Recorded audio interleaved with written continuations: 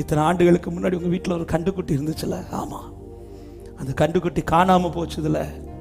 அது காணாமலாம் போகலை, அது என் வீட்டில் இப்படி வந்துச்சு. நான் அது துரத்தணும்னு அடித்தேன், ஆனால் அது செத்துடுச்சு. செத்ததை உங்ககிட்ட சொல்லாமல் நான் அதை என் வீட்டிலேயே புதைச்சிட்டேன். என்னை தயவு செஞ்சு மன்னிச்சிருங்க. இவங்களுக்கு புரியலை. எதுக்கு இப்போ வந்து சொல்கிறீங்க?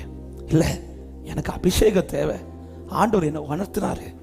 நான் ஆலயத்தில் இருக்கும்போது ஆண்டவர் அதை எனக்கு உணர்த்தினார்.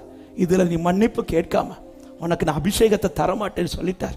அதனால நீங்கள் என்ன மன்னிச்சிட்டேன்னு சொல்லிருங்க அப்படின்னு சொன்ன அந்த வீட்டுக்காரங்களுக்கு ஷாக் ஆயிடுச்சு. அவங்க தேவனை அறியாதவர்கள். அவங்க அவரை பார்த்து சொன்ன வார்த்தை, இப்படி ஒரு தேவன் இந்த உலகத்தில் உண்டா?